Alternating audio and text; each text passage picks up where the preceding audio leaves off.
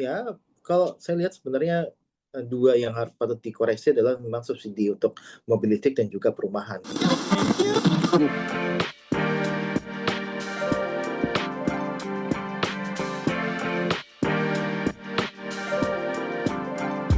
Hai sahabat TCID, kalian sedang mendengarkan podcast Suara Akademia. Ngobrol seru isu terkini bareng akademisi. Tahun 2025 menjadi tahun yang sebenarnya lumayan bikin stres gitu Sobat TCID. Karena kalau kita ngomongin soal situasi ekonomi gitu ya, there are a lot of bad news yang kita dengar gitu. Mulai dari angka pengangguran tinggi, terus juga inflasi gede, efisiensi di awal tahun kemarin, dan banyak banget hal-hal yang berkaitan sama ekonomi tuh jadi bikin orang pusing gitu. Daya beli menurun.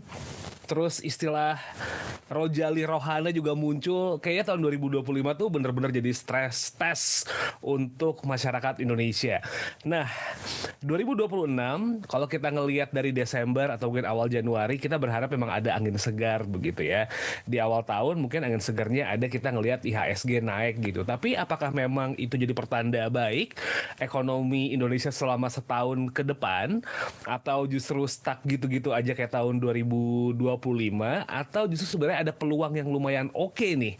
Karena kalau misalnya Sobat TCID ngecek di X gitu ya, ada beberapa tweet yang seliweran ngomongin kalau 2026 will be a really good chance for Indonesia untuk improving karena Danantara mulai gerak tuh. Nah, is it right? Atau sebenarnya ada proyeksi-proyeksi yang belum sempat kebahas gitu ya? Di Suara Akademia kali ini kita bakal ngebahas ini semuanya bareng sama Mas Nailul Huda. Beliau adalah Direktur Ekonomi Digital dari Selios. Udah lama nggak ngobrol sama Mas Huda. Anyway, Mas Huda, apa kabar Mas? Alhamdulillah baik, Mas Arif. Ah, Semoga kabar Mas Arif dan tim juga baik juga. amin, amin, amin. Mas Huda, gimana kesibukan Selios teman-teman nih? Apalagi awal tahun biasanya kan ada proyeksi ekonomi setahun ke depan atau recap setahun 2025 gitu. Gimana ya teman-teman Selios kesibukannya nih Mas? Ya, kita lagi membuat apa yang akan kita lakukan di tahun 2026, Mas Arif. Terutama kalau kita lihat dalam 1 tahun ke belakang gitu kan, ataupun tahun 2025, memang tantangan ekonomi itu cukup heboh gitu kan. Kita lihat dari awal tahun ketika ada efisiensi, kemudian disusul melemahnya daya beli, dan ini sangat terlihat sekali di Ramadan Lebaran tahun kemarin yang memang itu menunjukkan data menunjukkan bahwa ada yang bermasalah dengan konsumsi rumah tangga kita, ada yang bermasalah dengan daya beli kita. Nah, sebenarnya ini kan juga sudah kita prediksi di akhir tahun 2024, kita juga sampaikan bahwa daya beli sedang melemah dan sebagainya. Nah, ini terlihat dari deflasi di tahun 2024 yang 5 bulan berturut-turut, kemudian kita juga melihat dari indeks IPM ya, indeks purchasing manager ya, di manufaktur kita yang tidak berada di zona ekspansi dan sebagainya. Terus kemudian di sepanjang tahun 2025 pun PHK terjadi sangat signifikan. Kita bahkan kalau kita lihat angka PHK per November saja itu sudah melebihi angka PHK seluruh tahun 2024 gitu. Jadi ini yang kita lihat ya, ini pertanda tidak baik sebenarnya. Nah, memang kalau kita lihat daya beli masih akan jadi masalah di tahun 2026 jika tidak diatasi dengan baik. Kemudian juga kita masih melihat ada peluang-peluang yang memang menunjukkan bahwa PHK masih akan terjadi. Tapi kita nggak berharap seperti itu ya. Tapi kita melihat masih ada peluang adanya terjadinya PHK gitu. Nah, ini tentu harus menjadi tantangan dan harus dijawab oleh pemerintah dengan segala keterbatasannya terkait dengan APBN yang kemarin juga sempat diumumkan bahwa ya penerimaan perpajakan kita melemah, kemudian juga defisit kita melebar dan sebagainya. Ini harus jadi tantangan juga bagi pemerintah dengan dana yang tersedia, dengan potensi penerimaan pajak yang tersedia harus melakukan berbagai stimulus, berbagai program yang menurut saya harus bisa menyasar kepada daya beli masyarakat secara langsung. Dan ini yang akan jadi tantangan bagi pemerintah ke depan. I see. Tapi nih Mas, di balik banyak masalah yang muncul begitu ya, salah satu hal yang menarik buat dibahas adalah statement Kementerian Koordinator Bidang Perekonomian di tanggal 31 Desember di website-nya begitu, yang menyatakan bahwa sebenarnya ekonomi Indonesia tetap tangguh dibandingkan negara-negara yang lain. Pertumbuhannya di kuartal 3 itu masih di 5,04%. Is it true? Mungkin kalau secara angka mungkin bisa dibilang betul gitu ya, karena memang itu datanya gitu Mas. Tapi banyak masyarakat yang nggak ngerasa gitu Mas sama pertumbuhan 5% ini. What do you think about the statement nih Mas? Ya, kalau kita lihat sebenarnya pemerintah ini kan sudah membuat statement seperti itu kan dari triwulan 2 bahkan triwulan 2 tahun 2025 kemarin itu pertumbuhan 5,12% ya, 5,12%. Kemudian triwulan 3 5,04% gitu kan. Meskipun kita tahu di triwulan 2 kita juga sudah sampaikan data-data itu tidak masuk akal ketika pertumbuhan ekonomi 5,12% dengan data-data yang memang menunjukkan pelemahan. Seperti misalkan indeks keyakinan konsumen yang melemah, kemudian indeks perdagangan real penjualan retail itu juga melemah, kemudian juga indeks purchasing manager itu kan PMI manufaktur kita yang juga melemah gitu atau berada di zona non ekspansif. Nah, ini menunjukkan bahwa ya sebenarnya pertumbuhan ekonomi yang digadang-gadang 5% tersebut itu ya berasal dari mana gitu kan. Sedangkan kalau kita lihat pertumbuhan konsumsi rumah tangga itu mengalami perlambatan yang cukup signifikan di 3 kuartal terakhir gitu kan. Nah, dengan asumsi ya seperti itu kita sampaikan bahwa ini 5,12% dari mana gitu kan. Nah, memang kalau kita lihat dari sisi data dari industri manufaktur pertumbuhannya yang paling tinggi adalah dari sisi yang berkaitan dengan pertambangan. Nah, itu nikel dan sebagainya itu meningkat. Dan juga kalau kita lihat memang di perhitungan pemerintah itu yang ditunjukkan adalah ya lagi-lagi investasi yang tidak berhubungan dengan masyarakat secara langsung gitu. Jadi memang ini kalau kita lihat benar, kalaupun 5,04%, 5,7%, tapi ini tidak berwujud nyata di masyarakat. Masyarakat masih merasakan bahwa nyari pekerjaan susah. Ibarat kata, kalau memang industri manufaktur kita baik, investasi kita berjalan dengan baik, tentu masyarakat kita tidak kesulitan untuk mendapatkan pekerjaan formal. Nah, yang terjadi justru sebaliknya, bahwa masyarakat Indonesia itu semakin susah untuk mendapatkan pekerjaan formal yang ditandai dengan membludaknya ya job fair, kemudian juga yang kita tahu bahwa pekerjaan informal semakin banyak diminati, bahkan bagi lulusan pekerja dengan lulusan yang pendidikan berkualitas pun itu juga sekarang masuknya ke sektor informal. Jadi itu yang menunjukkan, nah ini ada apa nih sebenarnya? Apakah memang pertumbuhan ekonomi yang terjadi itu tidak turun ke masyarakat dampaknya? Nah, permasalahan itu kayaknya bisa diasumsikan ke bawah sampai 2026 gitu Mas Huda. I mean kalau ngelihat sentimen dari cuitan netizen begitu ya, pengguna sosial media, kayaknya rasa pesimis itu tuh masih muncul gitu. Kalau misalnya kita ngelihat di tahun 2026 ini nih Mas, proyeksi dari teman-teman sales atau Mas Huda sendiri ngelihatnya apakah akan ada turning point karena Q1-nya udah festive season nih, quote unquote gitu. Masuk tahun ajaran baru di mana orang tua bisa belanja. Nggak lama dari tahun ajaran baru ada puasa dan juga lebaran begitu. Is there any turning points atau proyeksinya kurang lebih mirip kayak tahun kemarin nih Mas? Ya, tahun 2026 ini memang kalau kita lihat Purbaya kan selalu mengatakan bahwa IHSG akan 9.000, 10.000 dan sebagainya. Tapi bagaimanapun juga IHSG itu kan indikator di sektor moneter yang memang tidak berdampak langsung kepada sektor real. Walaupun kita tahu pasti akan ada sentimen positif IHSG dan sebagainya, tapi itu juga bisa digerakkan oleh pasar.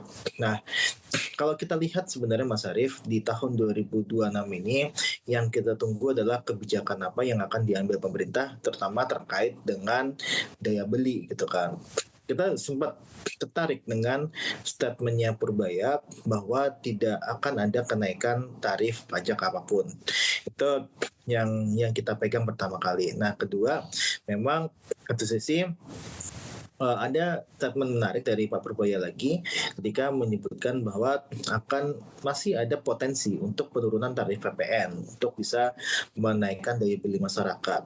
Dan itu kita tunggu sebenarnya seperti apa implementasi dan sebagainya.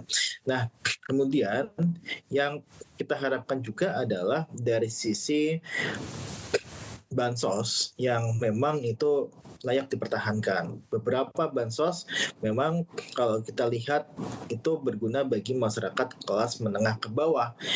Untuk apa? Untuk menjaga daya beli mereka. Karena kalau boleh saya bilang menengah ke bawah inilah yang menopang konsumsi rumah tangga dan jadi salah satu menopang yang cukup besar gitu kan selain kelas menengah.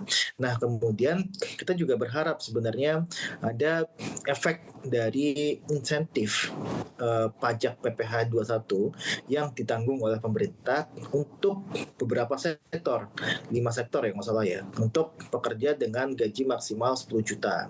Nah, memang gaji maksimal 10 juta itu kan ya kalau kita lihat kan PTKP kita kan 4,5 juta ya, 4,5 juta sampai 10 juta itu kan kelas menengah gitu kan.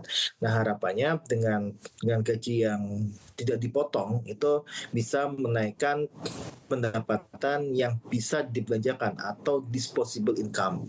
Nah, ketika disposable income itu naik, maka mereka bisa membelanjakannya dengan lebih banyak. Nah, kita harapkan sebenarnya ada perluasan lagi dan kita dorong sebenarnya Mas Arief ketika ingin menaikkan daya beli, memang pajak ini sebenarnya bisa dijadikan sebagai automatic stabilizer. Artinya apa? Artinya ketika memang daya beli melemah, pajak ini berfungsi sebagai perangsang bagi daya beli kita gitu kan. Dengan cara apa? Tadi dari cara harga misalkan dengan penurunan tarif PPN atau bahkan kenaikan PTKP atau kenaikan penghasilan tidak kena pajak. Ketika penghasilan tidak kena pajak dinaikkan, otomatis sebenarnya pendapatan yang seharusnya distorkan ke pajak itu tidak distorkan dan bisa menambah pendapatan ataupun take home pay mereka lah. Istilahnya seperti itu. Nah, ini yang kita harapkan perpajakan ini bisa diarahkan ke sana gitu. Nah, kita harap dari Pak Purbaya ini mampu melihat bahwa ini loh kita selesaikan dulu masalah terkait dengan daya beli, dan ini ketika daya beli membaik ya sebenarnya penerimaan perpajakan juga akan meningkat gitu kan. Nah, kita tahu Mas Arief di tahun 2025 kemarin realisasi perpajakan itu jauh dari kata mencapai target gitu, jauh dari targetnya. Nah, kalau kita lihat hanya sekitar 80-an-nya. Terus kemudian kalau kita lihat PPN dan PPNBM itu turun dan sebagainya, ini menunjukkan sebenarnya ada masalah dengan konsumsi kita gitu. Nah, kita balik, kita yang tidak bermain di tarifnya, tapi kita bermain di kuantitinya. Nah, bagaimana cara menaikkan kuantiti ini? Ya tadi dengan menaikkan pendapatan yang bisa dibajakan ataupun juga menurunkan harga. Nah, ini yang kita dorong. Nah, kalau misalkan ini pemerintah bisa membalikkan keadaan dengan berbagai kebijakan yang sifatnya counter cycle dan juga pajak sebagai automatic stabilizer, ini sebenarnya bisa loh pertumbuhan ekonomi kita lebih baik lagi, karena bagaimanapun juga Mas Arief 50% dari PDB kita disumbang oleh konsumsi rumah tangga. Nah, ketika konsumsi rumah tangga itu membaik dengan cepat, maka saya rasa ya di pertumbuhan ekonomi kita juga akan ya tidak hanya di 5% saja, tapi bisa tumbuh lebih cepat lagi 5,4 bahkan yang seperti yang disampaikan oleh pemerintah di APBN-nya yang terbaru ya. Oke, nggak jadi kampanye 8% ya Mas, sudah ya artinya ya, kejauhan. Ya, 8% jauh sekali Mas. But anyway, kita coba bredel 3 hal nih Mas Huda gitu. Tadi insentif pajak, ngedorong daya beli, sama bansos gitu ya. Kita mulai dari yang perpajakan dulu deh gitu. Pemerintah udah ngelakuin move yang menurut saya pribadi sih lumayan seru gitu ya kalau orang megang duit banyak gitu. Kayak beli rumah itu bebas dari PPN ya kan. Terus juga pajak penghasilan PPh 21 untuk beberapa sektor juga ada yang sudah mulai dibayarkan oleh pemerintah gitu. Is it the right move sampai sebelum tadi beberapa hal yang kayak tadi Mas sudah sebut gitu, naikin PTKP dan lain-lain supaya akhirnya daya beli kedorong nih Mas. Tapi kan yang disebut barang-barang yang susah dibeli juga ya, kayak rumah gitu atau apartemen, bukan yang kendaraan kayak let's say mobil atau motor gitu yang orang ada kecenderungan untuk belinya bisa lebih cepat karena kredit untuk kendaraan lebih enteng gitu kan Mas. Ya, nah kita juga harus melihat juga Mas bahwa insentif itu kan sebenarnya adalah ya subsidi terselubung bagi masyarakat ya. Nah kalau kita lihat Mas Syarif, ini harus disesuaikan juga bahwa ya ini juga memerlukan, kemarin subsidi mobil listrik misalkan itu 11 triliun itu kan juga yang menikmati kan juga bukan orang yang ke bawah gitu kan, tapi yang menikmati adalah orang-orang kelas menengah, bahkan kelas menengah ke atas gitu kan. Mobil yang harganya 1 miliar didiskon dan sebagainya menjadi 700 miliar, 700 juta pun itu juga masih yang menikmati adalah kelas menengah ke atas bahkan. Nah itu harus dicek lagi siapa yang menikmati dari insentif tersebut gitu kan. Nah terkait dengan rumah juga sama seperti itu, walaupun kita tahu bahwa ketika perumahan itu diberikan stimulus itu pasti akan berimpact ke beberapa sektor, termasuk ke sektor semen, produksi semen ya, terus kemudian industri besi dan baja dan sebagainya itu juga terangkat gitu. Nah yang harus kita lakukan adalah memberikan insentif ini supaya tepat sasaran dan juga bisa menaikkan konsumsi rumah tangga secara signifikan, terutama kalau kita lihat di sisi ya, kalau saya lihat sebenarnya dua yang harus patut dikoreksi adalah memang subsidi untuk mobil listrik dan juga perumahan gitu kan. Perumahan yang seperti apa, dan yang kita dorong adalah perumahan rakyat yang memang dibutuhkan oleh masyarakat kelas menengah ke bawah yang memang tidak dapat mengakses rumah gitu kan. Bukan orang yang lagi-lagi investasi rumah lagi gitu kan. Nah itu yang kita hindari. Nah ini yang harusnya diberikan ya satu sistem sehingga tidak terjadi hal yang demikian.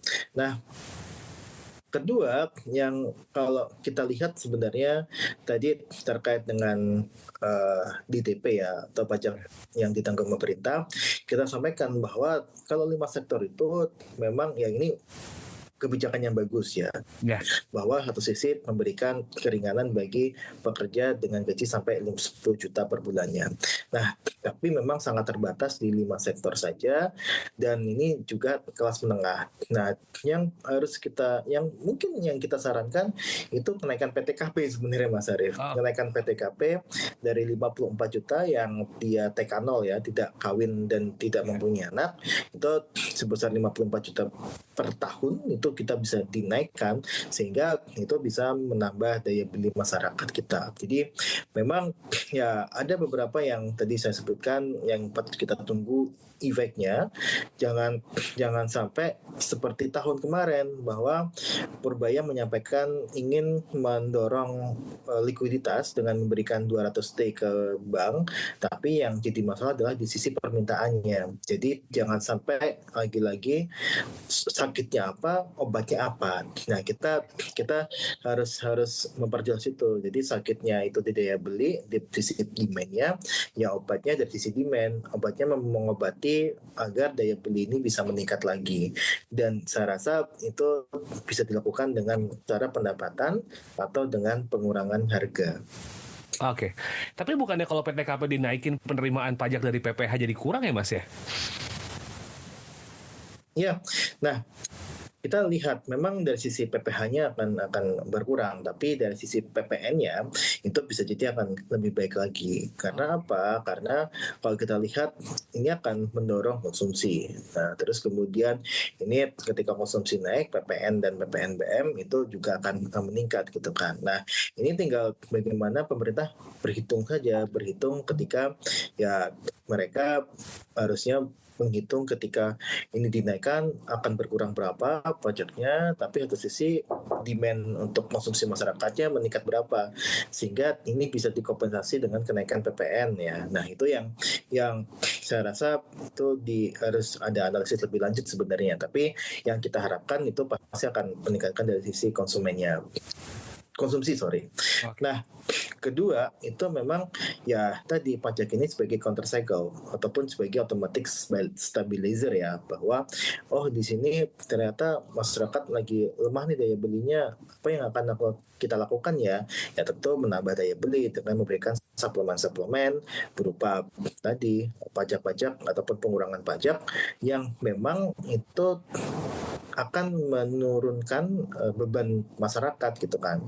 Karena kan kalau kita lihat kan ya pendapatan disposable itu adalah ya berhubungan ya negatif ya terhadap tahap pajak gitu. Nah, ketika pajak itu meningkat, ya pendapatan disposable itu akan turun.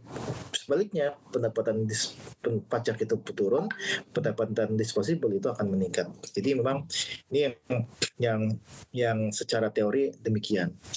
Oke. Menarik nih kalau kita ngomongin soal PPN dan juga PPH, karena kalau kita bedah ini bakal geser ke daya beli nih Mas. Daya beli kan kayaknya jadi permasalahan ya lately gitu.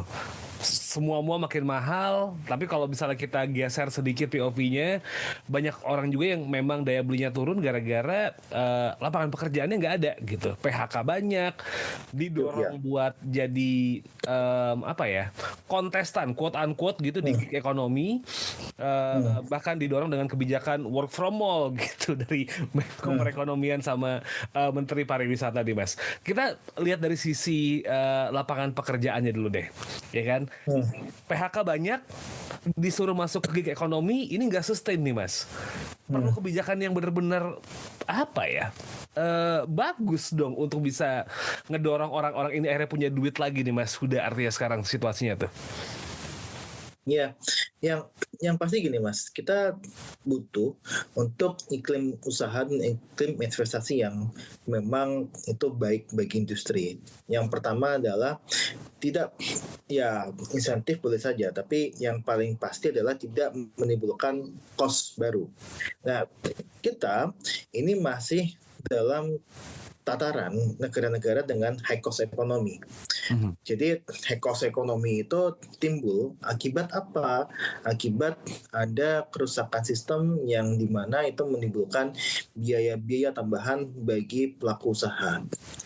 Ada premanisme yang dilakukan oleh masyarakat setempat ataupun ormas, kemudian juga dari sisi pejabatnya yang menyebabkan kita masih high cost ekonomi. Nah, ini bisa terlihat dari apa? Dari ekor kita yang masih ada di angka 6,3 sampai 6,7 poin. Nah, ini yang akhirnya membuat kalau kita ingin membangun sebuah pabrik, ternyata biayanya harusnya 10 miliar. Tapi ketika ada tadi high cost ekonomi, itu biayanya membengkak jadi 10 miliar 600 juta gitu. Karena 600 jutanya itu digunakan untuk hal-hal yang tidak diperlukan sebenarnya. Nah, ini yang dapat menarik tadi perusahaan-perusahaan untuk berinvestasi di Indonesia. Nah, kalau kita lihat Mas Arief, kalau dilihat dari bedah lagi investasi yang masuk itu lebih banyak investasi yang dia bergerak di sektor pertambangan gitu kan. Lagi-lagi sektor ekstraktif yang mana tidak memberikan pekerjaan yang layak dan sebagainya, gaji yang layak dan sebagainya. Nah, kemudian ini juga harus kita ubah kan, bahwa di situ harus ada kita sudah ada satgas ya sebenarnya, dan kita harusnya bisa lebih menegakkan hukum terhadap tadi orang-orang yang mengganggu iklim investasi, itu juga harus dihukum dengan sesuai dengan peraturan yang berlaku. Nah, kemudian ini juga sangat terkait dengan dengan sumber daya manusianya. Nah, kita sudah sampaikan dari beberapa waktu yang lalu, ini loh kenapa perusahaan-perusahaan global itu tidak ingin ya menanamkan investasi di Indonesia. Ya, salah satunya adalah sumber daya manusianya. Human Capital Index di Indonesia itu masih sangat terbatas. Masih sangat rendah, bukan terbatas ya, tapi rendah gitu kan. Bahwa di situ kita masih kalah dengan Vietnam, masih kalah dengan Thailand, Malaysia gitu kan. Nah, dulu mungkin kita bersaing dengan Malaysia, tapi kita kalah gitu kan. Terus kita coba untuk bersaing dengan Thailand, kalah lagi. Terus bersaing dengan Vietnam, kita juga pun kalah gitu kan. Nah, kita selalu ketinggalan di sisi Human Capital Index. Nah, ini yang membuat ya perusahaan-perusahaan teknologi semacam Apple, Microsoft, Intel dan sebagainya lebih memilih Malaysia, Vietnam dan Thailand untuk menjadi basis produksinya, bukan di Indonesia. Nah, ini jadi tantangan juga gitu kan, bagaimana untuk meningkatkan dari sisi Human Capital Index. Nah, yang berikutnya adalah kita juga melihat dari sisi gig worker, gig ekonomi menjadi salah satu ya bisa dibilang bantalan sosial bagi masyarakat yang terkena dampak PHK ataupun yang mereka belum mendapatkan pekerjaan. Nah, tapi satu sisi juga harus diingat bahwa ini masih ada kelemahan loh, di bawah di situ perlindungan sosialnya kurang dan sebagainya. Itu harus didorong oleh pemerintah agar memberikan ya perlindungan sosial bagi pekerja-pekerja ataupun ya pihak-pihak yang terlibat dalam gig ekonomi tersebut gitu.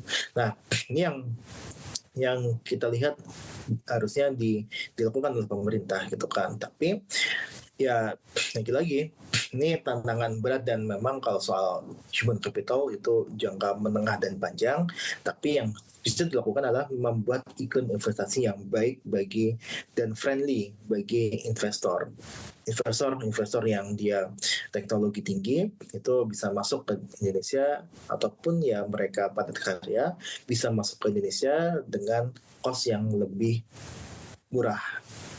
Cost yang lebih murah itu bukan berarti tenaga kerja ya, tapi biaya-biaya yang seharusnya tidak dikeluarkan ya memang tidak dikeluarkan, seperti biaya pengamanan, kemudian biaya pelitian dan sebagainya, itu harus dihilangkan sehingga ya ekor kita bisa lebih baik lagi, ekonomi kita bisa tumbuh lebih cepat lagi. Ya, biaya-biaya sumbangan 17-an gitu-gitu ya Mas Budha, kadang-kadang kan pabrik ya. Iya, 17. Atau kayak biaya malam tahun baru kampung mana gitu. Itu it happens by the way, but menarik kalau kita bahas soal gig ekonomi nih Mas. Ketika akhirnya gagal menarik investasi dan buka pabrik, pemerintah tuh kayak kesannya mendorong orang untuk menjadi kayak quote unquote freelancer gitu, dengan alibi kemajuan teknologi sekarang tuh bisa kerja di mana aja gitu kan, bisa dapat klien dari luar negeri, sampai ada program celetukan work from mall itu juga udah nunjukin bahwa kayak ayo bisa gitu jadi quote unquote freelancers. Itu bentuk lepas tangan kegagalan penciptaan lapangan kerja nggak menurut Mas Huda nih Mas? Sebenarnya gini, intervensi pemerintah ataupun tidak ada intervensi pemerintah, gig ekonomi itu kan tetap ada, dan gig worker seperti influencer juga pasti dibutuhkan karena itu didorong dari sentimen pasar gitu kan. Pasar itu membutuhkan influencer, membutuhkan afiliator dan sebagainya, karena memang ada perubahan dari sisi pola belanja masyarakat kita. Nah, kemudian ini juga kalau boleh bilang ya untuk work from mall dan sebagainya, itu ya kalaupun pasar itu menghendaki work from mall, work from cafe dan sebagainya, itu pasti akan berkembang sendiri. Nah, memang itu hal yang tidak bisa kita hindari gitu kan. Nah, ketika pemerintah itu harusnya berdiri dalam tataran bagaimana itu membuat gig worker yang dia bekerja di sistem gig ekonomi itu juga merasakan dampak dari apa? Dari kehadiran pemerintah di situ. Dengan apa sih? Dengan cara menghadirkan ya tadi kesejahteraan, menghadirkan perlindungan sosial dan sebagainya yang itu jauh lebih berarti dibandingkan dengan menghadirkan kafe-kafe ataupun mall-mall yang dia bisa digunakan untuk bekerja. Nah, ini yang harus digarisbawahi gitu kan. Nah, kemudian ketika kita bicara terkait dengan influencer, ketika afiliator dan sebagainya, yang mereka butuhkan adalah ya ini kepastian kerja gitu kan. Yeah. Mereka kepastian kerja seperti apa, kontraknya seperti apa, kemudian juga dari sisi apakah memang harusnya diberikan perlindungan itu juga sampai sekarang belum jelas, terutama bagi teman-teman yang bekerja di mitra transportasi daring ya. Yeah. Nah, itu harus diperjelas. Nah, maka dari itu memang ini sesuatu yang digerakkan oleh pasar, tapi di sisi pemerintah bisa hadir dengan memberikan ya tadi perlindungan bagi semua pihak yang terlibat di situ. Begitu juga dengan ya kepastian usaha bagi perusahaan yang mencoba untuk menghadirkan work from anywhere itu gitu kan. Dan itu yang saya lihat harusnya dimunculkan oleh pemerintah gitu kan. Pemerintah kemarin work from mall dan sebagainya gitu kan. Nah, work from mall itu kan memang tujuannya bukan di sisi mengharapkan ada kenaikan dari gig worker, tapi memang lebih kepada meramaikan lagi pusat perbelanjaan. Karena sekarang kan sepi kan sebenarnya kan. Nah, itu sebenarnya mengarahnya ke sana, bukan untuk menghadirkan untuk meningkatkan gig worker gitu. Oh, I see. Oke. Nah, daya beli udah bisa dibahas gitu supaya ada dapat pekerjaan, terus juga perpajakan. Nah, sekarang kita berbicara soal bansos nih, Mas Huda gitu. Pendanaan bansos ini kan kayaknya jadi tricky gitu, karena jumlahnya besar, tapi pemerintah juga mengalokasikan dana yang besar dalam bentuk bantuan sosial yang lain yang udah 1 tahun lebih kita sorot gitu. Makan bergizi gratis. Buat siswa tuh 300 triliun gitu kan. Bahkan sampai ada yang nge-breakdown itu bisa menggaji berapa juta guru dengan nominal 5,5 juta selama 1 tahun begitu. Nominalnya besar banget nih. Mas udah ngelihat bansos dan juga MBG nih Mas. Kan pasti butuh duit yang banyak banget ya, karena memang penduduk Indonesia yang masih dalam garis kemiskinan tuh lumayan banyak nih. Gimana ngelihat bansos tapi alokasi buat MBG juga gede banget gitu. Yang pertama seperti ini Mas Arif. Kita setuju dengan makan bergizi gratis ya. Kita setuju kalau masyarakat yang membutuhkan makan bergizi gratis itu diberikan bantuan. Yeah. Artinya ya anak-anak yang kurang sarapan, kurang gizi, itu diberikan bantuan. Kita sangat setuju itu. Nah, tapi dengan cara apanya, itu yang memang kita pertanyakan, gitu kan. Kalau kita misalkan berbedah lagi dengan MBG misalkan, MBG yang dilakukan dengan cara yang sekarang, itu tidak lebih adalah soal ekonomi. Karena baik lagi sebenarnya bahwa MBG yang dilakukan itu adalah dia untuk meningkatkan gizi dari anak-anak kita gitu kan, bahwa di situ ada makan bergizi gratis ya, dan itu menyangkut program terkait dengan peningkatan gizi. Nah, yang terjadi sekarang adalah itu bagian dari peningkatan ekonomi. Jadi yang dilihat itu adalah dampak ekonominya. Benar menyerap tenaga kerja, tapi satu sisi juga ada yang dikorbankan loh. Ini kan shifting. Kalau kita bicara dengan kacamata ekonomi, ini sebenarnya shifting. Bahwa yang tadinya di situ ada penjual ibu-ibu kantin, kemudian di situ ada ya mamang-mamang bakso gitu kan. Yeah. Mereka tidak akan mendapatkan ataupun permintaannya akan berkurang ketika ada MBG ini. Nah, ini kan shifting kan sebenarnya. Ada yang terdampak juga, ada yang ter-PHK dari kantin, sekolah dan sebagainya, itu terjadi gitu. Nah, tentu ini harus disikapi dengan baik dan benar. Bagaimana kita mengintervensi dari sebuah masalah dengan kebijakan yang tidak menimbulkan masalah lainnya. Nah, MBG itu menimbulkan masalah lainnya karena dianggap sebagai program ekonomi, bukan program peningkatan gizi. Nah, kita tahulah bahwa MBG ini bisa diambil 2.000 ya per porsi, dan itu dimiliki oleh ya elit-elit politik gitu kan. Dan ini yang kita lihat, ya ini gambaran pembagian kekuasaan saja dan menuju ke tahun 2029. Nah, itu yang selalu kita sampaikan. Nah, apa sih yang harus dilakukan ketika ingin tepat sasaran? Kita mengusulkan ada perubahan dari yang universal subsidies atau semuanya mendapatkan menjadi targeted subsidies, baik itu perorangan ataupun geographical subsidies. Nah, ketika kita targeted, ya artinya itu hanya orang-orang tertentu saja yang mendapatkan MBG gitu kan. Nah, ini dibutuhkan pendataan yang baik dari sisi sekolah hingga sampai ke sisi Kementerian Pendidikan ataupun Kementerian Sosial. Nah, yang kedua, geographical subsidies, artinya pemetaan wilayah-wilayah yang mana gizinya masih buruk. Seperti misalkan wilayah 3T dan sebagainya, itu diberikan MBG. Dan kita semuanya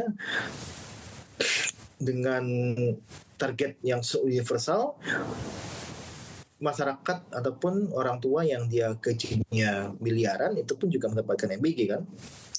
Sekolah-sekolah yang ada di Jakarta yang dia notabene sekolah bagus itu mendapatkan MBG juga, yang sebenarnya mereka tidak perlu juga gitu. Nah, makanya ini kita usulkan diubah cara pandangnya diubah, bukan cara pandang ekonomi untuk merebut ekonomi daerah dan sebagainya, tapi ini untuk meningkatkan gizi.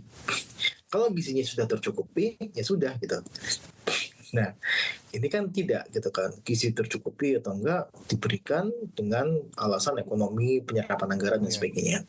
Nah, makanya ini harus kita ubah cara pandangnya dan juga skema pemberiannya. Nah, inilah yang kita harapkan mampu nih untuk diubah, dan selalu kita sampaikan kita berangkat pada pemenuhan gizi gitu, bukan berangkat dari sisi ekonominya. Dan kalau boleh sebenarnya ya ini melibatkan dari produk lokal, UMKM lokal gitu kan. Ini yang belum terlihat sebenarnya, Mas Arief. I see. Nah, berbicara soal bansos, kalau bantuan sosial ini Mas Huda, apakah perlu kayak apa ya dulu ya? Saya lupa deh, waktu era COVID itu yang untuk pekerja kan ada lumayan ya gitu, yang BSU ya? BSU gitu kah? Atau yang kayak gimana nih Mas, bansos yang memang diperlukan nih buat bener-bener bikin ekonomi kita kerasa muternya gitu dari bawah sampai atas gitu, Mas?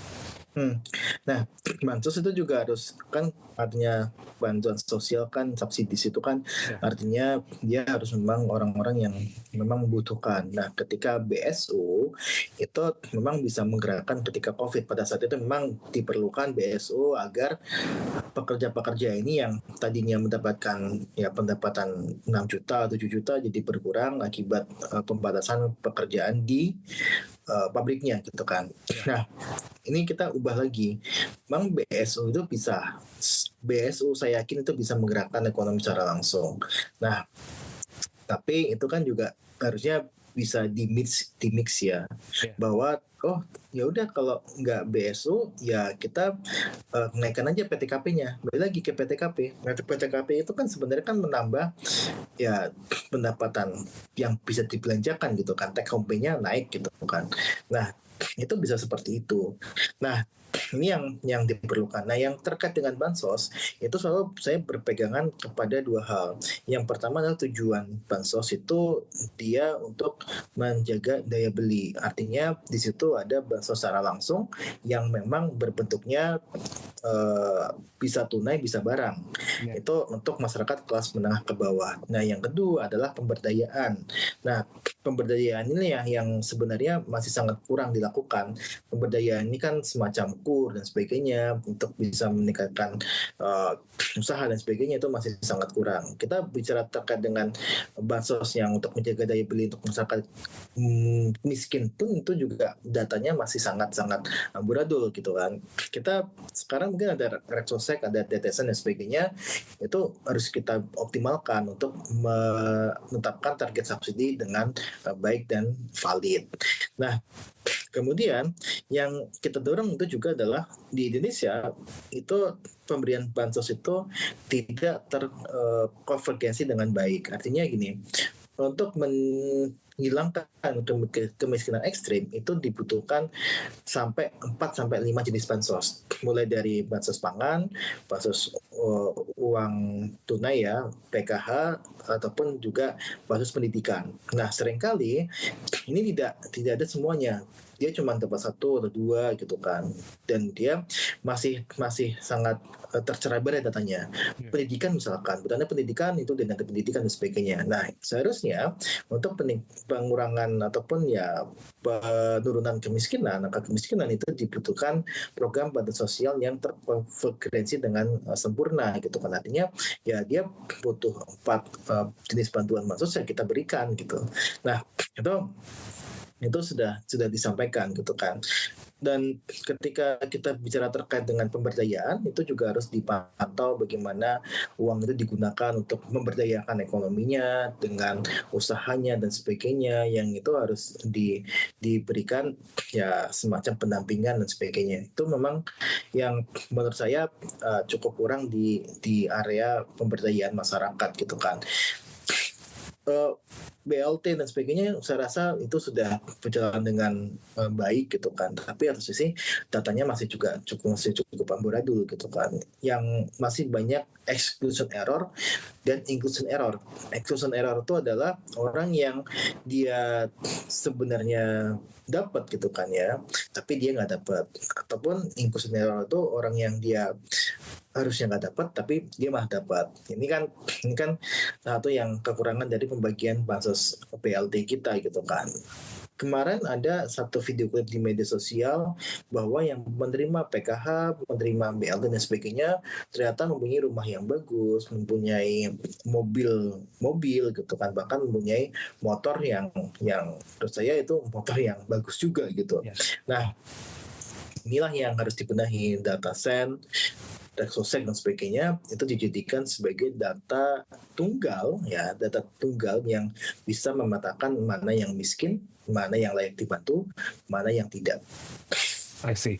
Jadi kalau misalnya kita ngelihat dari apa yang Mas Huda tadi sampaikan itu sebenarnya if ya, itu semua dilakukan, nggak mungkin dalam 1 tahun semuanya dilakuin sih, karena pasti pembenahan data takes time ya kan, ngerumusin pajak takes time and so on gitu. Itu jadi formula dan juga strategi yang paling pas buat bisa menjaga target minimal realisasi tetap di 5% ya Mas ya, kalau memang itu tuh dilakuin semuanya Mas ya, atau bisa lebih di situasi yang globalnya sekarang nih, yang semuanya lagi serba getar gitu ekonominya. Ya, memang kalau kita lihat ketika kan ada beberapa kebijakan ya yang bisa mempengaruhi dari pertumbuhan ekonomi. Yang saya rasa yang harus dilihat adalah dari sisi kebijakan terkait dengan daya beli. Daya beli meningkat, ya sebenarnya dari sisi pertumbuhan konsumsi rumah tangga meningkat, pertumbuhan ekonomi bisa lebih cepat.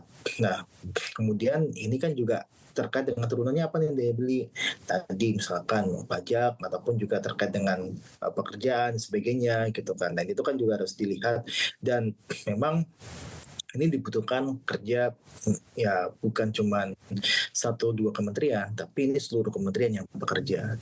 Kemudian investasi, Kementerian Keuangan tentu saja dengan kebijakan fiskalnya, kementerian teknis, industri dan sebagainya yang memang itu harus mendukung langkah ke sana gitu.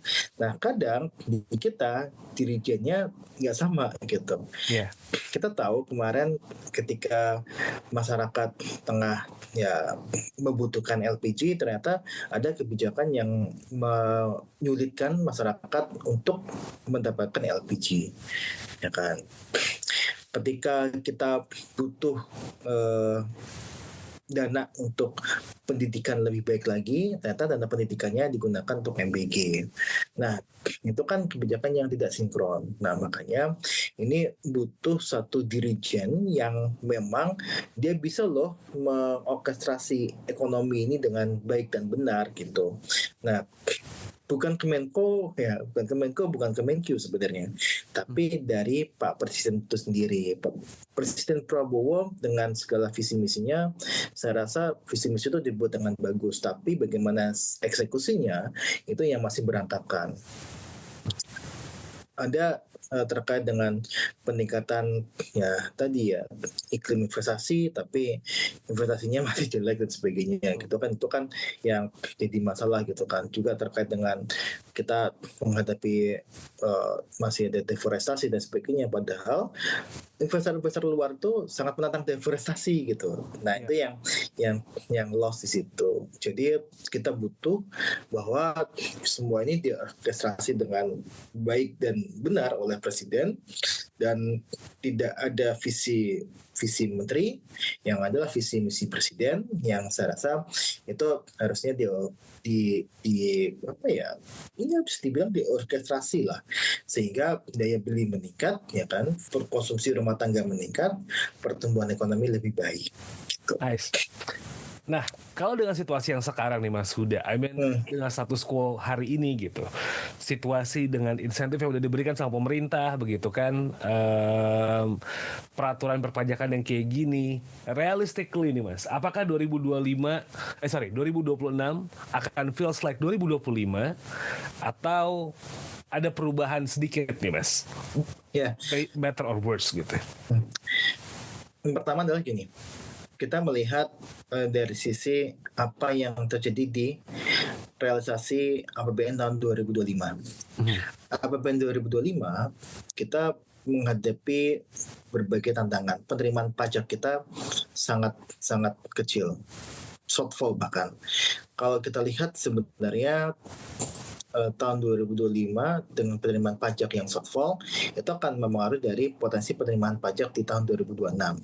Nah, ini akan sangat terbatas. Artinya, ruang gerak pemerintah untuk memberikan stimulus itu juga akan terbatas. Nah, yang akan berakhir pada efisiensi. Kita akan menghadapi efisiensi lagi di awal tahun 2026 atau bahkan sampai tahun 2027. Akan menghadapi efisiensi lagi yang akan berdampak kepada belanja pemerintah. Belanja pemerintah itu kecil, otomatis perekonomian itu juga akan bergerak terbatas. Nah, yang kedua, melihat dari TKD, transfer ke daerah yang juga dikurangi, ini juga akan memperlihatkan bahwa ekonomi di daerah akan berputar sedikit lebih lambat. Nah, maka kalau secara overall saya lihat dari apa yang terjadi di APBN tahun 2025, saya rasa pertumbuhan ekonomi tahun 2026 ini ataupun perekonomian tahun 2026 ini itu akan sama saja atau bahkan lebih buruk dibandingkan tahun 2025 dari sisi pemerintah gitu ya. Pemerintah dalam hal penerimaan pajak ataupun juga dalam hal mengintervensi problem ekonomi yang terjadi karena keterbatasan dari anggaran tersebut. Nah, ini yang saya lihat dari sisi APBN saja ya. Tapi kita berharap dengan kemarin ada peningkatan UMR ya. Saya rasa peningkatan UMR untuk 2 tahun ini jauh lebih baik dibandingkan dengan yang tahun-tahun yang lalu ya. Nah, ini bisa diharapkan ya perusahaan itu menaati gitu ya. Kenaikan gaji pegawainya, karyawan itu tidak dipandang sebagai sebuah beban saja, tapi juga sebagai sebuah stimulus bagi pekerja itu untuk konsumsi. Ketika konsumsi itu naik, otomatis dari dunia usaha juga akan menikmati hasilnya. Okay. Hopefully hasil baiknya itu tuh bisa kita rasakan soon begitu ya, dan semoga perhitungan-perhitungan itu tidak terjadi. Semoga ada insentif beneran muncul, ada bansos beneran muncul, dan tata kelola kelola yang baik itu beneran muncul, itu yang sebenarnya kita semua harapkan gitu. But anyway, Mas Iya, Huda, pastilah, Mas. kita udah bener ada di ujung jalan gitu di obrolan ini. Mungkin ada yang kelewat belum sempat disampaikan ini Mas soal outlook 2026 ini, atau mungkin ya refleksi 2025 di perekonomian Indonesia nih Mas. Iya. Secara overall, kita melihat tahun 2025 merupakan tahun yang ya memang struggling ya bagi Indonesia untuk menghadapi berbagai masalah ekonomi. Dan juga ya memang kebijakan-kebijakan pemerintah pun seringkali bertentangan dengan apa yang diinginkan oleh masyarakat. Nah, kita harapkan di tahun 2026 itu kebijakan-kebijakan yang dilakukan oleh pemerintah itu jauh lebih baik lagi. Tapi memang satu sisi kita masih melihat bahwa ada tekanan dari global, ada masih daya beli masih jadi masalah yang pada akhirnya membuat proyeksi Celios terhadap ekonomi Indonesia di tahun 2026 itu hanya ada di angka 4,7 sampai 5% saja pertumbuhan ekonominya. Jadi worst case-nya itu 4,7, ya base case-nya itu hanya ada di angka 5,0%. Jadi itu melihat dengan ya pertimbangan dari APBN, pertimbangan dari market yang masih bergejolak di luar gitu kan, ada geopolitik yang masih ya berdampak negatif terhadap ekonomi seluruh negara ya termasuk Indonesia, dan juga ya daya beli dan sebagainya itu merupakan masalah fundamental yang sampai sekarang belum tertangani dengan baik. Oke, so ya hopefully hal-hal buruk itu tidak terjadi untuk Indonesia, dan semua hal-hal baik yang datang ke situasi kita semuanya selama tahun 2026 ini. Anyway, Mas Huda, thank you so much for the time buat ngobrol kali ini Mas. It's such an honor for me buat ngobrol sama Mas. Sama-sama. Dan jangan lupa juga Sobat TCID untuk nge-follow Celios buat baca ulasan atau mungkin hasil riset terbarunya mereka di Celios_ID gitu ya. Di follow, banyak hal-hal seru yang menarik yang bisa dilihat dari sosial medianya mereka gitu. So, it's time for me to signing out. Saya Muhammad Syarif ngucapin terima kasih buat Sobat TCID udah mendengarkan. Have a nice day. Ketemu lagi di next episode. Wassalamualaikum. Kalian telah mendengarkan podcast Suara Akademia, ngobrol seru isu terkini bareng akademisi.